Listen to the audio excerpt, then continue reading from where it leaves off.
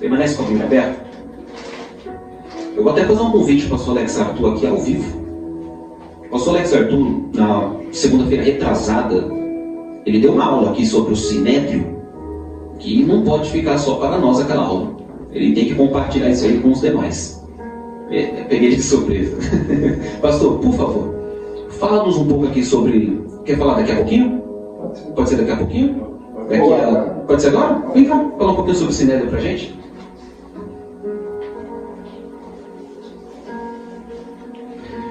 A paz de Deus, irmãos. Amém. Amém. Boa noite.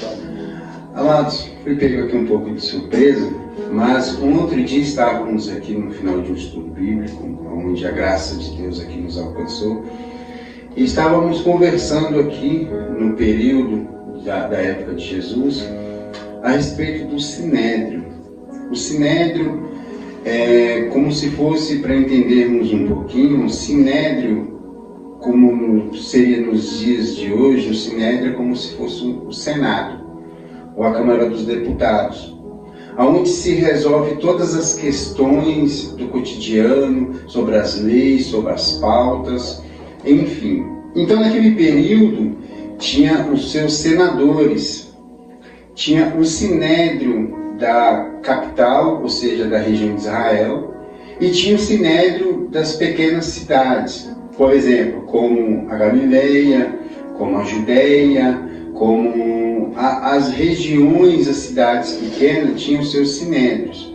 Então, cada sinédrio de uma região pequena era composto por 21 pessoas para poder resolver os problemas. Mas tinha mais 2 pessoas, ou seja, na falta de essas 2 pessoas poderiam substituir na falta dessa uma pessoa, no caso deste senador. Assim como tinha Nicodemos e José de Arimateia, que eram pessoas influentes naquela época, que faziam parte do Sinédrio. Eles eram membros do Sinédrio. E o Sinédrio principal, qual foi o Sinédrio que julgou Jesus Cristo, esse Sinédrio era formado por 71 membros e 2 membros a mais, para, no caso de, na falta de teria mais 2 como reserva. Então, quem era composto pelo Sinédrio principal de 71 pessoas, eles poderiam julgar as causas dos pequenos sinédrios das cidades pequenas. Ou seja, eles poderiam... Vamos pegar, por exemplo, aqui uma igreja que tem a sua sede e as suas congregações. Então, vamos supor que um obreiro, um presbítero da sede, ele poderia ir até a congregação menor, chegar lá e julgar, fazer parte de um julgamento de alguma causa lá. Ele, sem saber o que está acontecendo, ele chegar, participar e poder julgar. E os membros das pequenas congregações, dos pequenos sinédrios, eles não poderiam chegar até o sinédrio principal, como se fosse a sede, e poder participar das causas, do que estavam acontecendo. Era um julgo desigual. Salomé de Alexandria, no período interbíblico, ela começou a introduzir nos sinédrios, tanto o sinédrio principal como os menores, começou a introduzir sacerdote no meio dos sinédrios para poder julgar a causa das pessoas, que a maioria das pessoas eram judeus, pessoas que serviam ao Senhor. Então ela começou a introduzir sacerdotes também nos sinédrios. Então, quando chega o período de Jesus Cristo, a maioria das pessoas que faziam parte, que era composta pelo sinédrio, eram sacerdotes, pessoas conhecidas que conheciam a lei, mas não tinham espiritualidade. Ou seja, conhecia a palavra de Deus, mas não eram pessoas espirituais. Eram pessoas carnais, mas não pessoas espirituais. Assim era o sinédrio naquela época de Jesus Cristo. Amém, mamãe? Vou passar aqui para a nossa mãe, Alex Nascimento. Glórias a Deus, que aula maravilhosa. E por que a gente retorna a este capítulo 7? Porque nós temos ali no capítulo 7 a primeira morte.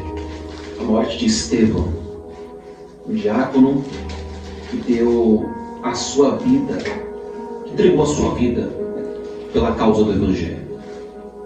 Quando a gente abre no capítulo 8, versículo 1, Paulo ainda consentia na morte dele. E naquele dia, houve uma grande perseguição contra a igreja que estava em Jerusalém. E todos foram dispersos pelas regiões da Judéia, de Samaria, exceto os apóstolos. Observe que teve uma consequência depois da morte de Estevão. Depois da morte de Estevão, naquele mesmo dia, o povo começou a ficar tão alvoroçado contra a igreja que se desencadeou uma grande perseguição. Já tinha tido uma morte. Depois da morte, uma grande perseguição. Então, a morte de Estevão inaugurou uma grande perseguição. Então, eles matam Estevão e depois do acontecimento, eles dão força. Porque eles, abre aspas, calaram Estevão. Acabaram com a vida de Estevão.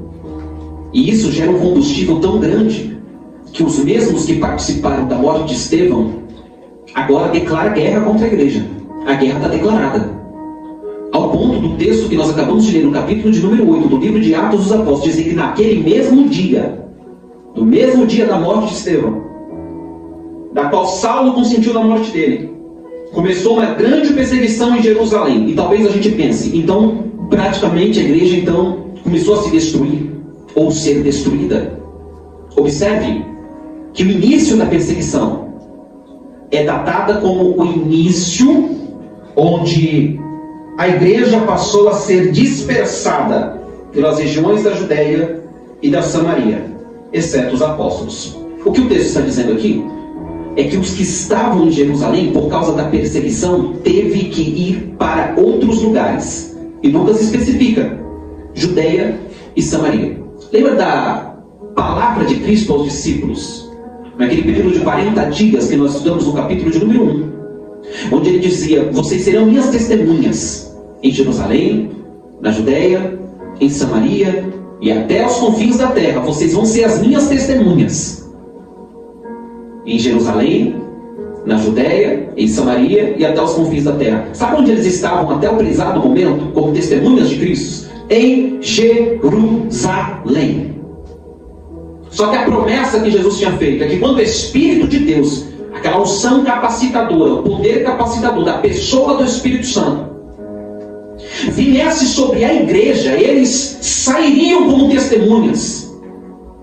Sairiam da localidade onde estavam, sairiam de Jerusalém. Não seriam testemunhas só em Jerusalém. Eles iam expandir a mensagem do reino. Mas o povo não foi. Não há ideias, princípios elementares dentro da palavra de Deus demonstrando que aquele povo estava ativo em outros lugares. Podia ter poucas pessoas aqui e ali, mas não a igreja como foco missisivo, como foco de missão, obedecendo a ordenação de Jesus. Não havia. Sabe o que fez esse povo se mover? A prova. O que fez esse povo se mover e ir para a Judéia não foi um desejo próprio, foi a perseguição. O que fez a igreja se expandir, sair de dentro de Jerusalém, invadir Samaria também, foi a perseguição. Se a perseguição não vem, o crescimento não vem. Parece que Deus tem uma espécie de pedagogia diferente. Parece que o fator pedagógico de Deus é pela dor. Parece-nos, lendo as Escrituras, que o fator de ensino de Deus é por intermédio da luta, do deserto, da prova e da dificuldade. Parece que a nossa visão é um pouco diferente da visão de Deus, porque a gente olha para a luta e vê a luta. A gente olha para Golias e vê o gigante. Deus olha para Golias e vê uma oportunidade para honrar Davi. Aleluia. Se a gente olhasse aqui para a perseguição, acabou de morrer um irmão nosso. O povo está fugindo, se dispersando, porque realmente o cenário é desfavorável. Só que em cenário desfavorável, Deus está fazendo com que a promessa que Ele prometeu, com que a missão que Ele entregou, começasse a ser cumprida. Vai para Jerusalém, Samaria, Judéia e Samaria. Sabe quando eles vão? Quando a perseguição vem.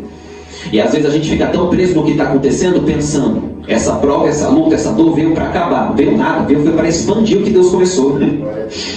Deus vai expandir a igreja, o reino dele, depois que o povo começa a ser perseguido. Depois que começou a ser perseguido, a igreja começou a avançar, a ir, a fazer, a ser a testemunha que deveria ser. Então o que parece-nos é que é algo ruim. Dentro da teologia paulina ele vai dizer: todas as coisas, todas, todas as coisas cooperam para o bem daqueles que amam a Deus. Quem está em Deus, até aquilo que é ruim, consegue transformar em algo bom. Aquilo que é negativo, ele consegue transformar em algo produtivo. Glórias a Deus. Glórias a Jesus. Versículo 2. E os homens religiosos carregaram Estevão para o seu sepultamento e fizeram grandes lamentações sobre ele. Saulo devastava a igreja, entrando em cada casa e arrastando homens e mulheres, e entregava-os na prisão. Assim os que andavam dispersos iam por toda parte pregando a palavra. Lembra daqueles que por conta da perseguição saíram, mas saíram carregando uma mensagem. Saíram, mas saíram carregando algo dentro deles. Saíram, mas saíram carregando a palavra. Eu disse que o livro de Atos dos Apóstolos são os atos do Espírito Santo na vida deles. Neste tempo deles, no tempo deles, o que o Espírito Santo estava fazendo? Estava utilizando-se da perseguição para ampliar a propagação. Estava utilizando-se de algo ruim para expandir as boas novas. Glórias a Jesus. Se ele fez isso lá, se ele agiu assim lá, você acha que ele não pode agir da mesma maneira hoje? Ou você acha que ele não pode pegar o que você está passando e transformar em algo para a glória de Deus? Glórias a Jesus. Saiu da boca de Jesus certa feita, quando o amigo dele, Lalá, morreu. Lázaro, o Zazar. Ele simplesmente declarou: esta enfermidade não é para a morte. Olha a pedagogia de Deus, olha a lógica de Deus, como é contrária à lógica do homem. Para nós a morte é o fim, para Deus o começo. Não é para a morte, mas para a glória de Deus. Talvez os que estavam perseguindo, vendo o povo fugindo, vendo os crentes partindo dali, pensaram: acabamos. Imagina Deus olhando dos altos do céu dizendo: agora que começou. E eu ministro essa palavra sobre as nossas vidas, que o princípio é o mesmo. Quando a gente pensa que acabou, Deus está só no começo.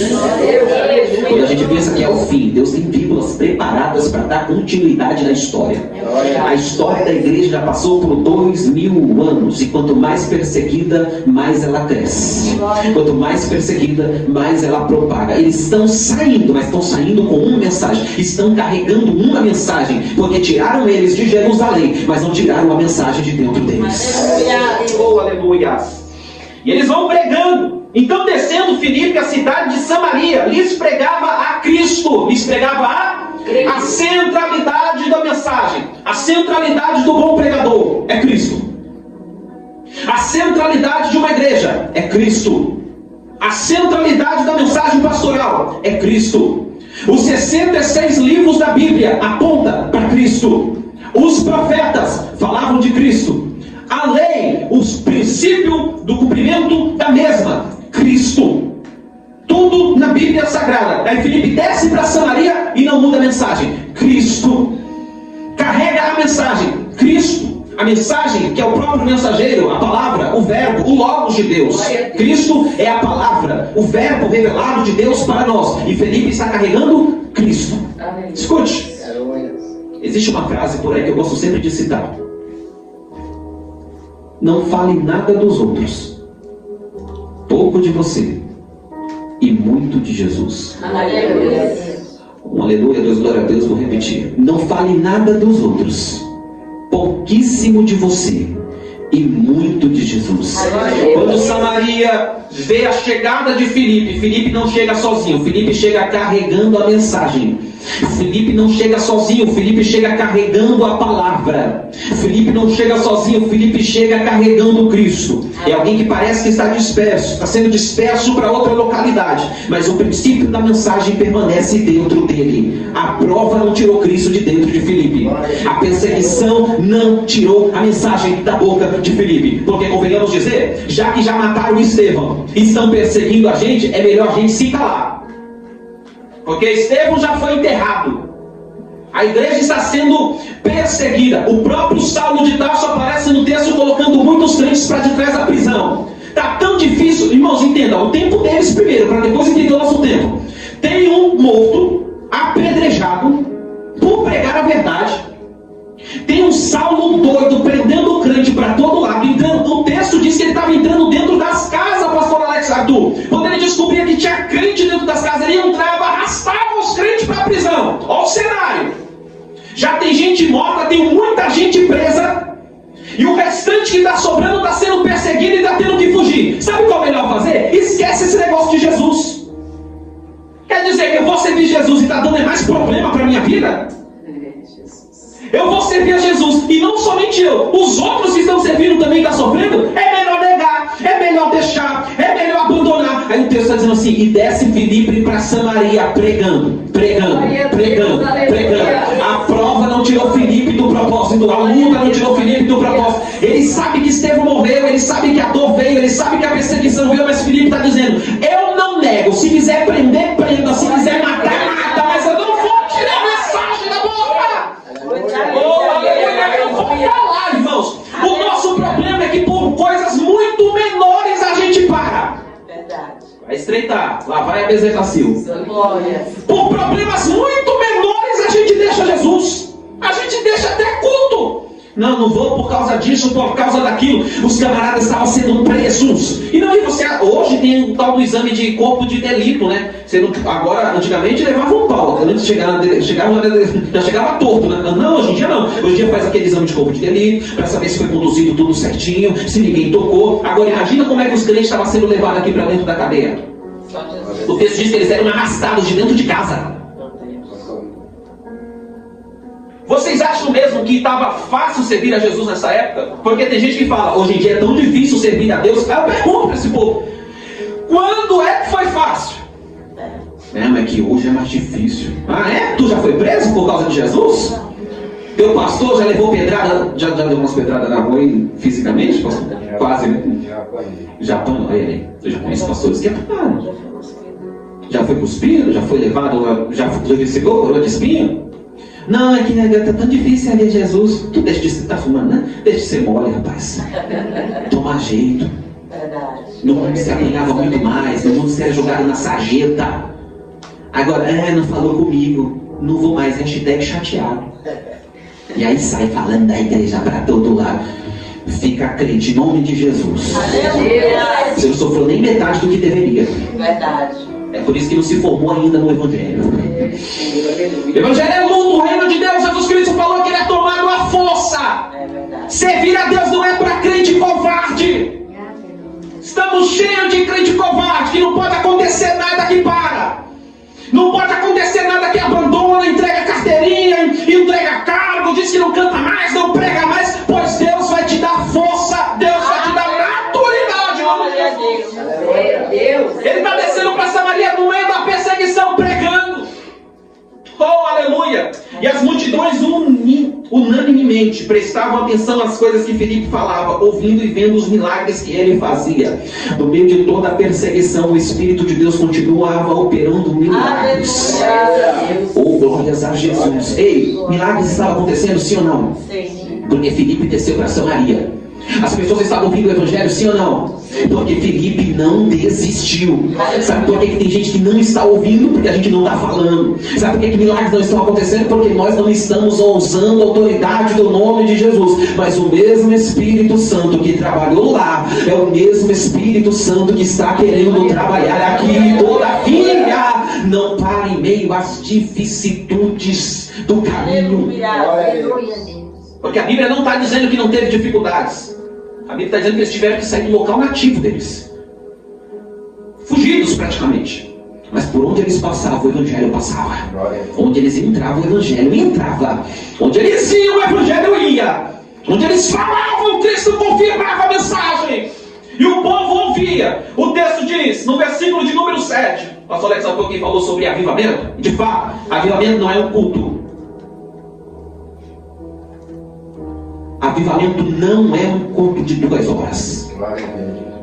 Avivamento é uma mudança de vida por completo. Aleluia. Glórias a Jesus. Aleluia. Filipe desce para Samaria e começa o chamado o avivamento em Samaria. E não há nenhum tipo aqui de eventualidade programada. O que há é um Filipe cheio do Espírito Santo pregando Cristo, falando de Cristo, proferindo Cristo. Glórias a Deus. Os espíritos imundos, versículo 7, clamando em alta voz, saíam de muitos que estavam possuídos por eles, e muitos paralíticos, os que eram coxos, eram curados. Havia grande alegria naquela cidade. Mas havia ali um certo homem chamado Simão, que anteriormente exercera naquela mesma cidade a bruxaria, e enfeitiçou o povo de Samaria, que se gabava de ser alguém importante, a qual todos davam atenção, desde o menor até o maior, dizendo que este homem é o grande poder de Deus. E para com ele tinha consideração, porque já desde muito tempo ele os havia enfeitiçado com bruxaria. Diga assim: o povo estava enfeitiçado. O povo não somente estava enfeitiçado por este Simão. O texto bíblico vai dizer que olhava para Simão e dizia: este aí é um grande homem de Deus. Tem muita gente sendo chamada de homem de Deus, que a Bíblia chamaria de feiticeiro. Não vou repetir porque isso aqui é muito forte. Está na Bíblia ou não está? Simão era chamado de grande homem de Deus. O texto bíblico vai dizer: ele já tinha enfeitiçado o povo. Ele sabia falar com o povo. Ele sabia o que dizer para o povo. Ele sabia o que fazer para o povo. E como é que o povo está enxergando ele dentro da cidade? Homem de Deus. Como é que a Bíblia está dizendo? Feiticeiro. Ou grande perigo. Chamar de homem de Deus o que a Bíblia está chamando de homem do diabo. Atribuir a Deus uma obra que não é dele. O único pecado na Bíblia que você encontra dizer que não tem perdão é o pecado contra o Espírito Santo. E dentro das entrelinhas bíblicas a gente aprende que pecar contra o Espírito Santo é atribuir a Deus uma obra que é do diabo e atribuir ao diabo uma obra que é de Deus.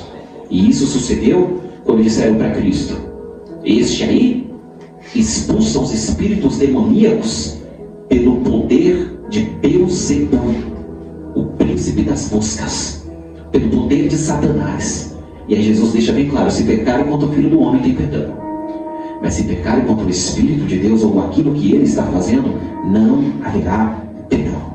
Aqui eles estão olhando para um feiticeiro dizendo: eis aí um homem de Deus.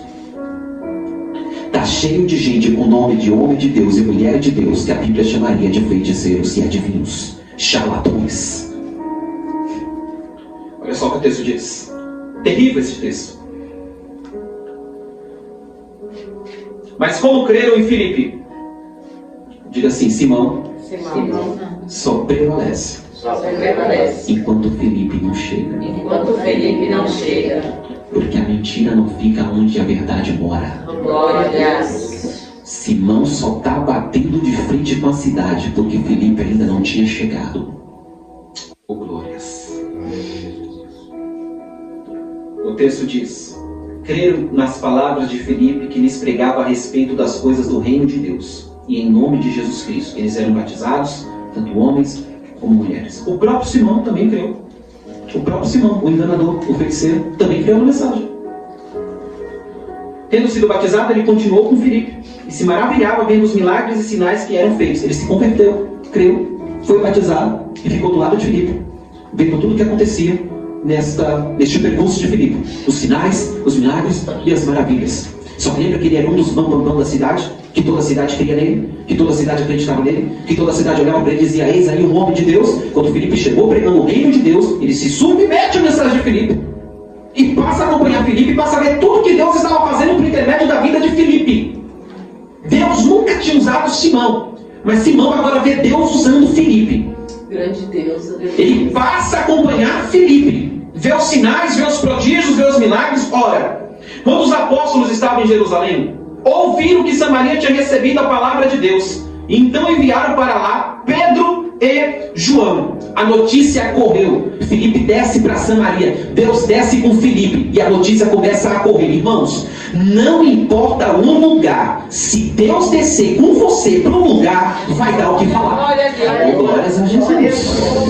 Até então em Samaria o nome era Simão, o demônio Simão, que para eles era o grande homem de Deus. Filipe desce, isso é avivamento. O mágico, Simão, o feiticeiro, que enganava o povo, já está convertido. Primeiro passo, aceitou pelo menos a mensagem, entendeu e recebeu a mensagem. Filipe desce para causar um avivamento, porque o avivamento é mudança de vida. A cidade passou a crer no Evangelho. Avivamento não é aglomeramento, avivamento é transformação.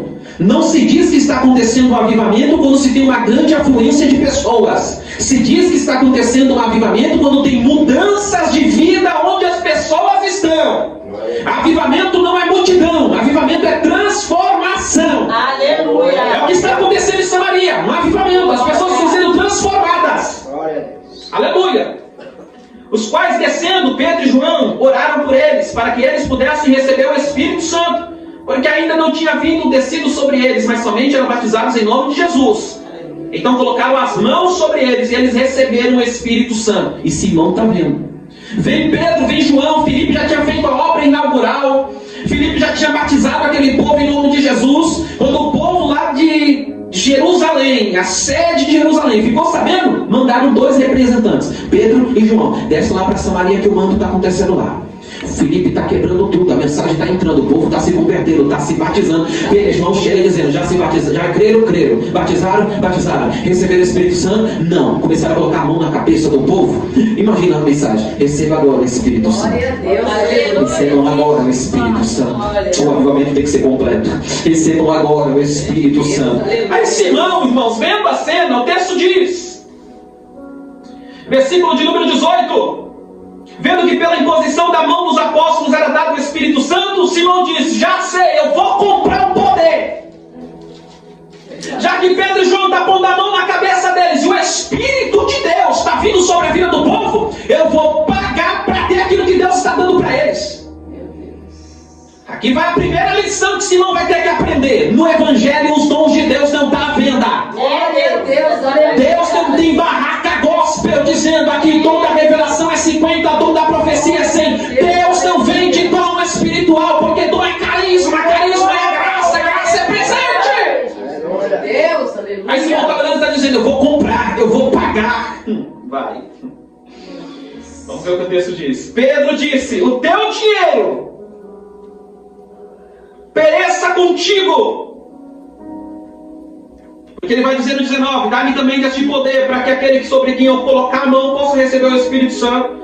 Pedro falou que o teu dinheiro pereça contigo. Se fosse hoje, eu vou falar o que acontece hoje.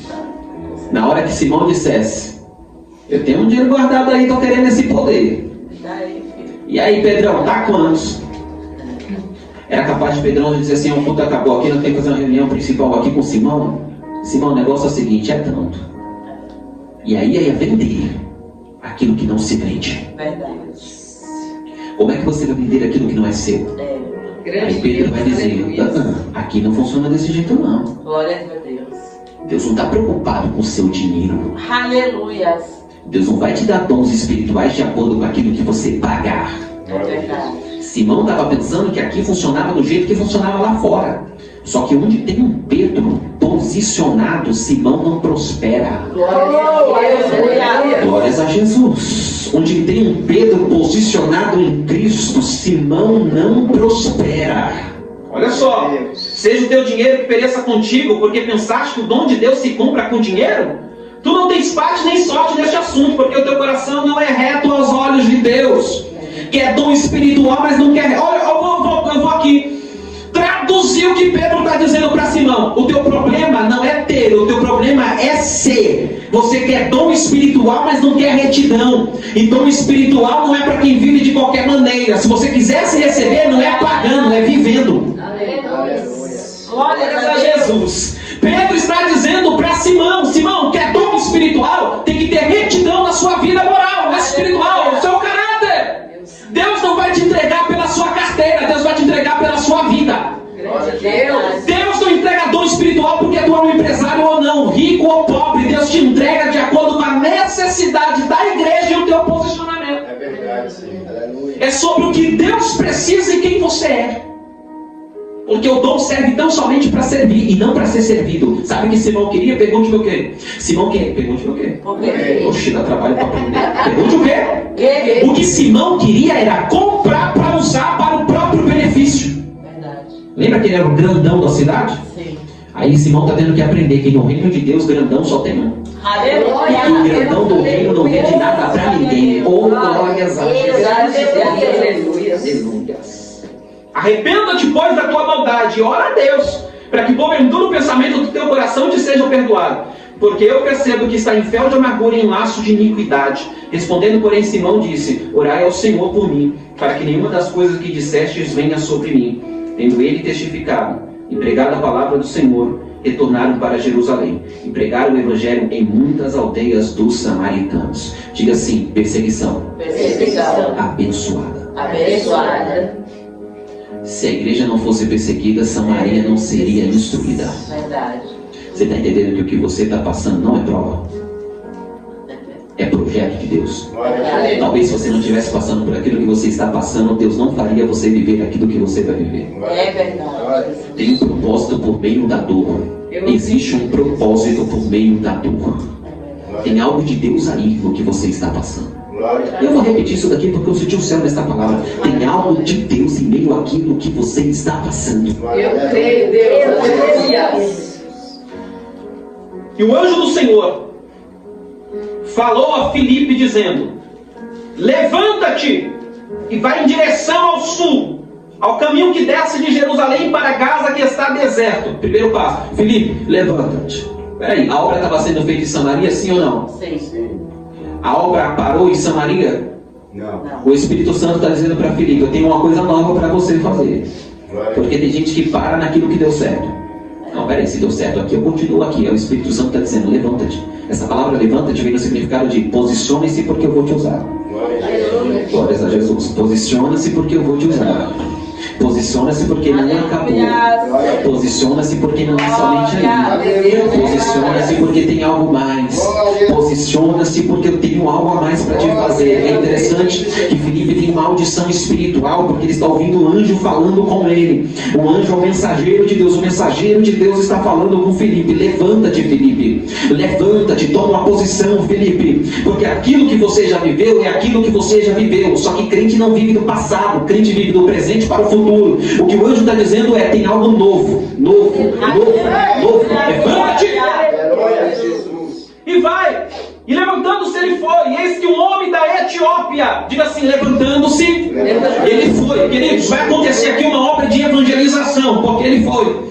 Vai acontecer aqui uma obra de evangelização porque ele se posicionou. Vai acontecer aqui uma obra de evangelização porque ele se levantou. Ele ouviu e obedeceu. Ei, o etíope vai ouvir acerca do evangelho porque alguém se dispôs a ir. Tem muito etíope passando pelo caminho sem ouvir, porque Filipe continua deitado, porque Filipe tem preguiça, porque Filipe não tem disposição. Eu estou já pregando, já saí da aula aqui. Porque Filipe não tem coragem, porque Filipe não tem atitude, porque Filipe não se posiciona, porque Filipe já escutou o anjo falando: vai, faz, vai, deu direção, deu caminho. E o Filipe está dizendo: hoje não, agora não, nesse tempo não. Mas a palavra de Deus está dizendo: e foi Filipe. Levantou-se Filipe e foi ao caminho que o anjo tinha direcionado. As coisas não acontecem quando você sabe. As coisas acontecem quando você vive o que você sabe. Ele recebeu a mensagem, mas podia não ter vivido a mensagem. Ele escutou a mensagem, mas podia não ter vivido a mensagem. Oh, aleluia. Glória a Deus. Eu não consigo dar aula sem pregar. Depois a gente volta para a aula de novo, mas vamos lá. Glórias a Jesus. Tem muita gente que escuta, mas pouca gente que tem disposição para viver aquilo que escutou. Pastor Alex Arthur, se você pegar as pessoas que estão passaram do caminho do Senhor, a maioria delas sabe muito mais do que nós. É verdade. Você para conversar com um desviado, você senta para ouvir o camarada falar. Conhece, a maioria conhece muito de Deus. Sim. Tem muitos por aí que conhecem até muito da Bíblia.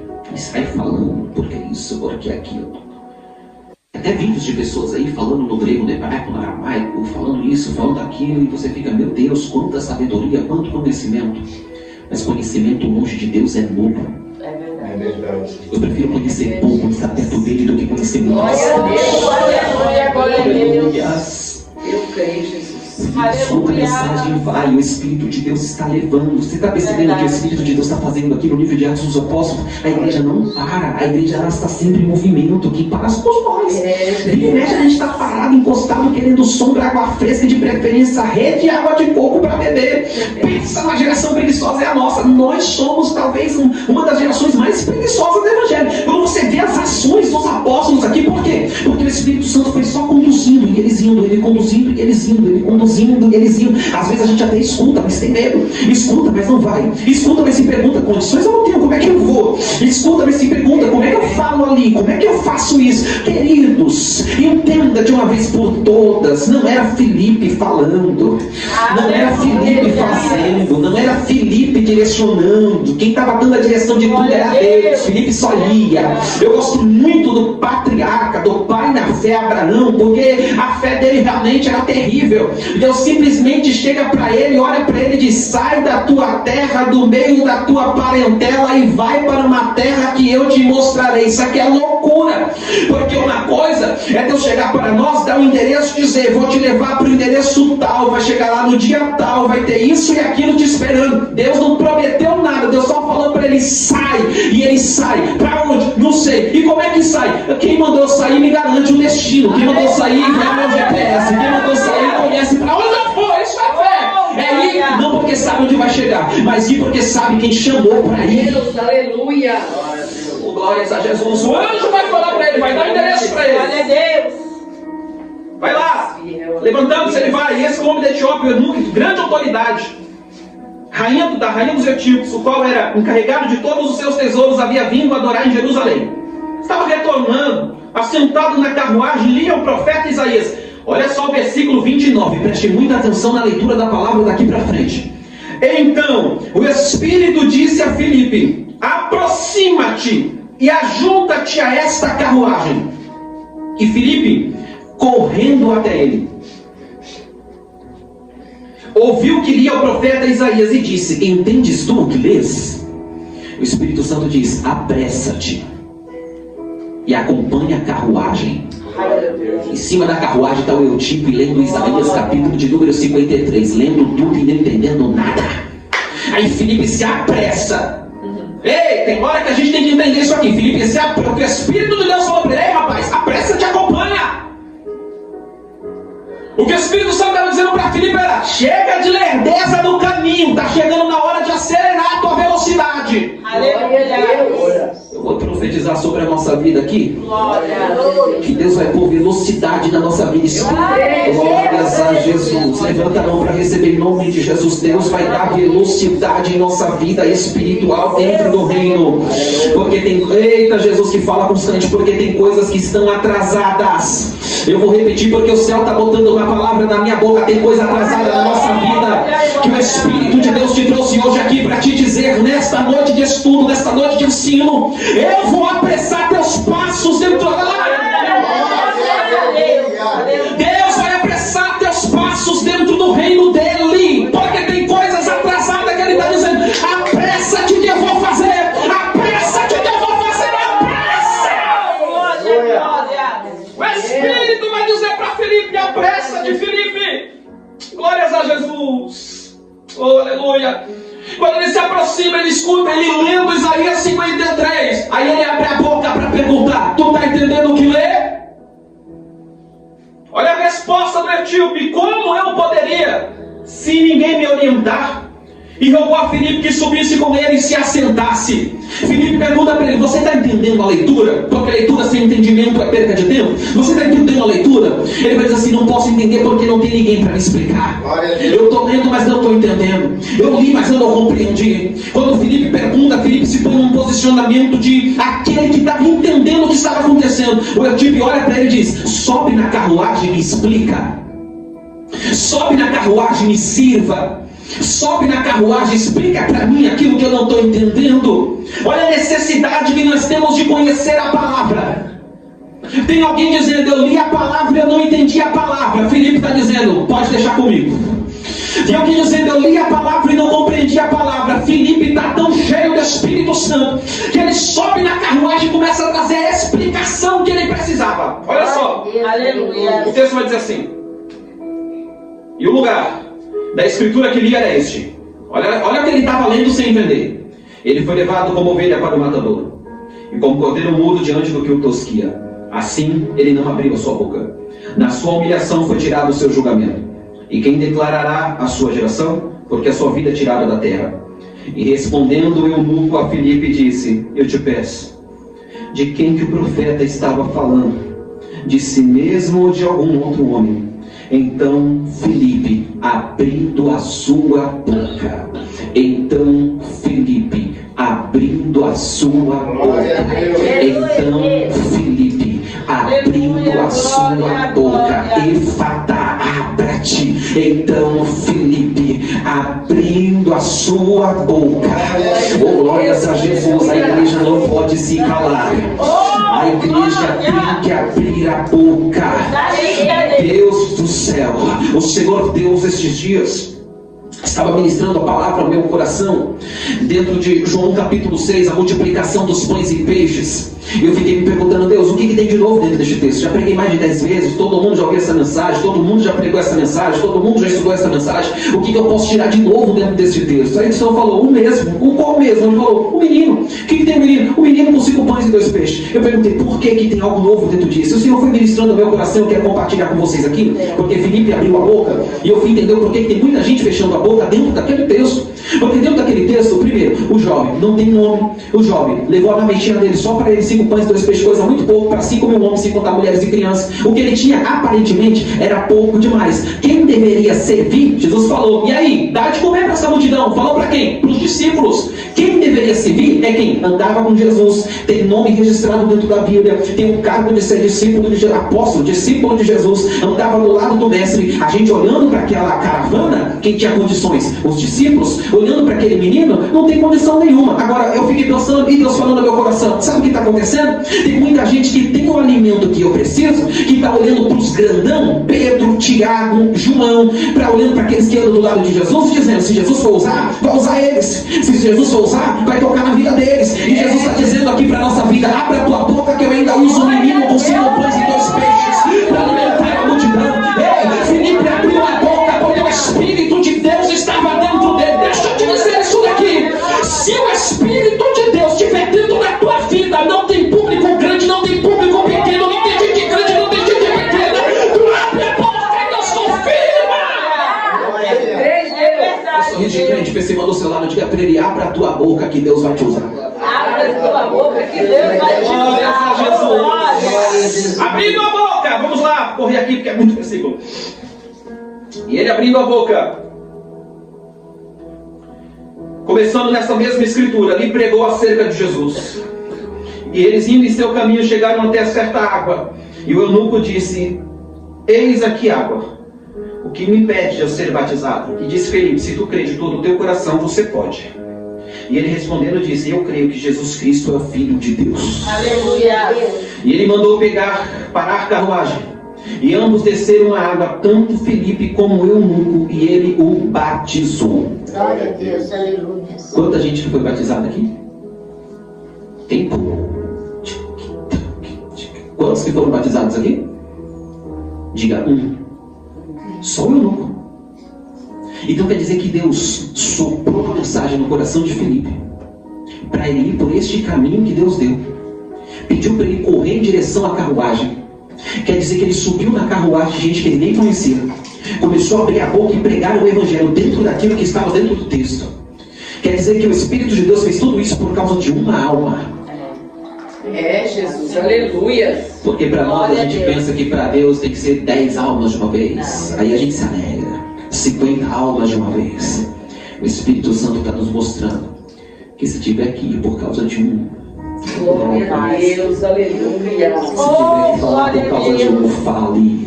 Aleluia. Se tiver que pregar para Pedro, Tiago e João, pregue para Pedro, Tiago e João. Se tiver que sair da tua casa e ir atrás de apenas de um moribundo no hospital, padecendo, vai, o Espírito vai contigo. Aleluia.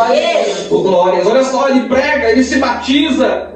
E quando eles saíram da água, olha só o que o texto vai dizer: o Espírito do Senhor arrebatou a Filipe, e o eunuco não o viu mais, e ele prosseguiu o seu caminho regozijando. Mas Filipe se achou em Azoto, pregou em todas as cidades que passou, glórias, até que chegou a Cesareia. Que ele diz, 39 é terrível, porque vai dizer assim, que depois que eles saíram das águas do batismo, pega isso daqui, o Espírito de Deus arrebatou a Filipe. A palavra arrebatamento arrebatamento, arrebatar é tirar dali com força. Aí o texto vai dizer assim: e o eunuco não conseguia mais ver onde Filipe estava. Você está entendendo o que está acontecendo aqui? O Espírito levou Filipe para esta obra. Quando a obra acabou, o texto diz: o Espírito pegou Filipe. Irmãos, não me pergunte o que aconteceu aqui. Você já ouviu falar da palavra teletransporte? Não me pergunte como isso aconteceu. Eu só sei de uma coisa: acharam Filipe em outro lugar, porque o Espírito de Deus fez algo sobrenatural. Eu imagino o Espírito Santo olhando, dizendo assim: já pregou, já batizou, agora eu te pego, porque a obra aqui acabou, eu te levo para outro canto. Glórias a Jesus. Olha o poder do Espírito Santo. Você já pensou? Terminei de pregar, daqui a pouco o pastor Alex Arthur deu a bênção apostólica, a gente olha para o pastor Alex Arthur: cadê o pastor Alex Arthur? E a gente está alegre com tudo que aconteceu. Daqui a pouco a gente recebe telefonema: pastor Alex Arthur está aqui, no Jardim Miriam pregando. Vou receber telefonema: pastor Alex Arthur apareceu aqui em Diadema. Parece coisa louca, mas não é coisa louca, é coisa espetacular, é obra do Espírito. Ei, não limite o poder de Deus. Tu não sabe o que Deus pode fazer na tua vida. Tu não tem ideia do que Deus é capaz de fazer com Filipe, que escuta a voz dele e vai, escuta e vai, escuta e vai, escuta e vai. Deus está nos dizendo para a gente finalizar essa aula: se você ouvir e fizer o que eu já estou falando contigo, vai acontecer com você coisas que não aconteceu com ninguém.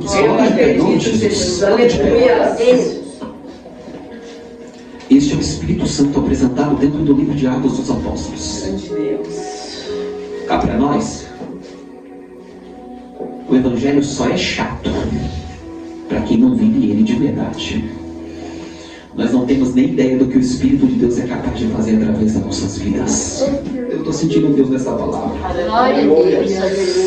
Oh, glórias a Jesus. Nós não temos ideia do que o Espírito Santo de Deus é capaz de fazer através de nós, daqueles que vão, daqueles que escutam, daqueles que obedecem, daqueles que vivem, daqueles que abraçam a causa.